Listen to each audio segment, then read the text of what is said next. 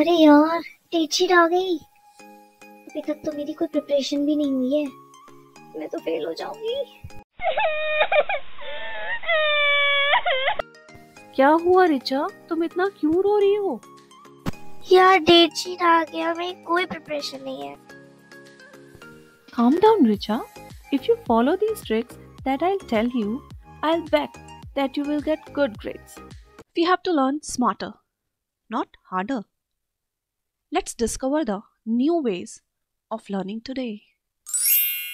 First step, to stay calm and don't panic. हमें panic नहीं करना है, हमें अपने माइंड को काम डाउन करना है।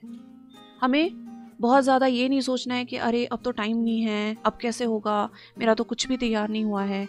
ये सोच के हम अपने माइंड को क्या करेंगे, बहुत ज़्यादा परेशान कर देंगे और ऐसी कंडीशन में हम कुछ भी ना तो प्रिपेयर कर पाएंगे, ना ही कोई चीज़ हमें लर्न हो पाएगी। तो सबसे पहला फोकस जो हमें रखना है वो किस पर रखना है कि हमें अपने माइंड को शांत करना है। हमें अपने माइंड को ये समझाना है कि अभी भी हम कर सकते हैं, अभी भी टाइम है। सेकेंड स्टेप जो हमें फॉलो करना है that is divide whole syllabus in tiny sections.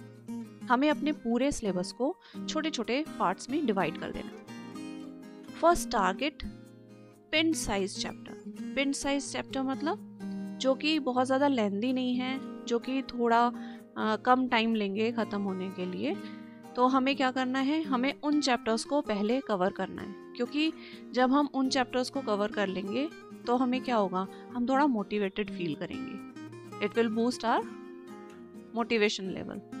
क्यों? क्योंकि क्या होता है कि अगर मान लो हमारे सिलेबस में 20 चैप्टर्स हैं और उनमें से जो 10 चैप्टर्स हैं वो बहुत लेंदी हैं और 10 चैप्टर्स जो है वो स्मॉल हैं, तो हम क्या करेंगे, अगर हमने उन 10 चैप्टर्स को हमने पहले कंप्लीट कर लिया तो उससे हमारा जो सिलेबस है हमें दिखेगा कि 20 में से हमारे 10 चैप्टर्स प्रिपेयर हो चुके हैं, तो वो हमारे मोटिवेशन लेवल को बढ़ाएगा। Fourth step, focus on chapters that carry more weightage. हमारे सिलेबस में जो चैप्टर्स होते हैं उनको डिवाइड किया जाता है उनके मार्क्स जो हैं उनके वेटेज के अकॉर्डिंग। तो हमें ये भी देखना होगा कि किस चैप्टर का जो वेटेज है वो ज़्यादा है और किसका कम है। जिस चैप्टर का वेटेज ज़्यादा है उसको हमें पहले ख़त्म करने की कोशिश करनी चाहिए, जिससे कि एग्ज़ाम में तो क्योंकि ज़्यादा मार्क्स उसी से मिलेंगे, तो हम अगर कम मार्क्स वाले चैप्टर पे ज़्यादा टाइम अपना लगा देंगे तो उससे हमें लॉस हो सकता है एग्ज़ाम में। तो इसलिए हमें कोशिश करनी चाहिए कि जो ज़्यादा वेटेज वाले चैप्टर्स हैं उनको पहले कवर करें। प्रिपेयर रिविजन नोट्स इन कॉम्पैक्ट फॉर्म। हमें क्या करना है, हमें अपने जो नोट्स हैं उनको बहुत बड़े बड़े नोट्स, बहुत लेंदी नोट्स नहीं बनाने हैं, हमें पॉइंटर्स बनाने हैं, हमें बहुत ही कॉम्पैक्ट बनाना है अपने नोट्स को, सो दैट कि बहुत जल्दी हम उसको रिवाइज कर सकें। और जितने भी इंपॉर्टेंट टॉपिक्स हैं उनको आप कोशिश करो कि उनको पॉइंट वाइज आप उनके पॉइंटर्स बनाओ। Sixth step, don't cram your topics. आपको क्या करना है, आपको रटना नहीं है, आपको फोकस किस पे करना है, कॉन्सेप्चुअल नॉलेज पे। क्योंकि अगर आप रटेंगे तो वो थोड़े टाइम तक तो आपको याद रहेगा, उसके बाद आप उसको भूल जाएंगे। तो ज़्यादा टाइम तक रिटेन करने के लिए आपको कॉन्सेप्चुअल नॉलेज होनी चाहिए। Seventh step, right neat and present well. आपको साफ साफ सुंदर सुंदर लिखना है, मीन्स कि आपको क्लियर लिखना है। ये नहीं कि आपने उसको काट दिया, बहुत ज़्यादा मिक्सअप कर दिया चीज़ों को।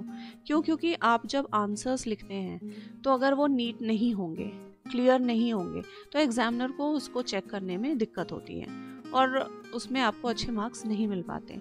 तो आपको एग्ज़ाम में किस तरह से लिखना है उसकी भी प्रैक्टिस आपको होनी चाहिए।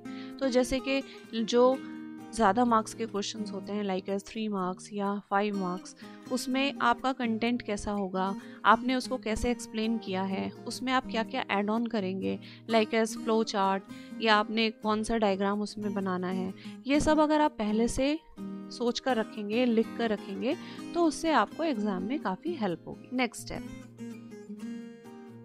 Revise with in 24 hours. कोई भी चीज़ आपने जो भी आपने पढ़ा है उसको आप जब तक रिवाइज नहीं करेंगे तब तक वो आपके माइंड में रिटेन नहीं होगा।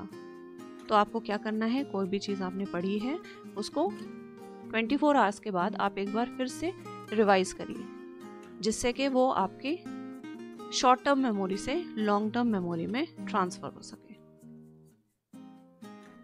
नेक्स्ट है शिफ्ट बिटवीन सब्जेक्ट कैटेगरीज। आपको अपने सब्जेक्ट्स जो हैं उनको कैटेगरीज में डिवाइड करके और फिर आपको उनमें शिफ्ट करना है। जैसे कि ऐसा नहीं कि आप एक ही सब्जेक्ट को पढ़े जा रहे हैं। आपको क्या करना है, जैसे कुछ चैप्टर्स आपके सब्जेक्ट में होंगे जो कि मेमोराइज करने के लिए होंगे, कुछ ऐसे होंगे जो प्रॉब्लम सॉल्विंग होंगे। तो आपको क्या करना है, आपको उनमें से शिफ्ट करना है। जैसे कि अगर आपने सुबह आपने मेमोराइज करने वाली चीज़ें करी हैं, सब्जेक्ट वो वाला आपने चूज़ किया है, तो मिड डे में आप अपना प्रॉब्लम सॉल्विंग वाला सब्जेक्ट यूज़ कर सकते हैं। तो आप उससे शिफ्ट हो सकते हैं उसमें। तो इस तरह से आपका क्या होगा, आप बोर भी नहीं होंगे और आपके जो सब्जेक्ट्स हैं वो इजीली प्रिपेयर हो जाएंगे। Next step is get enough sleep. This is the most important thing. अगर आप सही से नहीं सोएंगे तो आपका माइंड रिलैक्स नहीं हो पाएगा, और अगर वो रिलैक्स नहीं हो पाएगा तो आप जो भी कुछ याद कर रहे हैं, जो भी कुछ पढ़ रहे हैं, वो रिटेन नहीं हो पाएगा। कुछ टाइम के लिए रहेगा, फिर वो आपके माइंड से निकल जाएगा। तो इसलिए आपको बहुत इस बात पे ध्यान रखना है कि आपको प्रॉपर स्लीप लेनी है। Next step is discuss with your friends.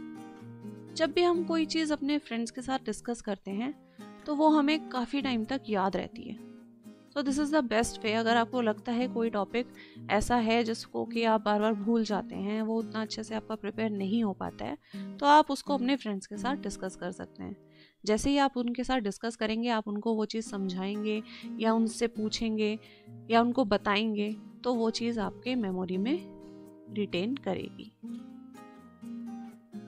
Next step, no to social media. I know it sounds hard but it is necessary. ऐसा तो है नहीं कि सोशल मीडिया कहीं भागा जा रहा है कि वो 1 महीने के बाद बैन होने वाला है। तो अगर आप 1 महीना अपनी पढ़ाई पर फोकस करके सोशल मीडिया से दूर हो जाएंगे तो आई डोंट थिंक कि it's a big deal. Next, take care of yourself. आपको अपने हेल्थ का बहुत ज़्यादा ध्यान रखना है, क्योंकि अगर आपकी हेल्थ बिगड़ जाएगी तो आप कुछ भी नहीं कर पाएंगे। सो आपको अपने जो लंच है, डिनर है, उसमें आपको ध्यान देना है कि आप बहुत ज़्यादा heavy things means heavy diet ना लें, आप लाइट फूड लें। और प्रोसेस फूड तो कुछ दिन के लिए अवॉइड ही करें तो ज़्यादा अच्छा है। जंक फूड, शुगर ड्रिंक्स, सो आप इनको अवॉइड करेंगे तो वो आपके लिए अच्छा होगा कि 1 मंथ आप बहुत हेल्दी और बहुत ही लाइट फूड लें। The last and the most important thing, believe in your self. आपको अपने पर भरोसा रखना होगा। आपको ये खुद में विश्वास रखना होगा कि आप कर सकते हैं और आप ज़रूर कर पाएंगे। क्योंकि अगर आप ये होप ही नहीं आपके अंदर रहेगी कि आप कर सकते हैं, तो फिर आप डीमोटिवेट हो जाएंगे। So be positive and try to learn productive. Good luck everyone.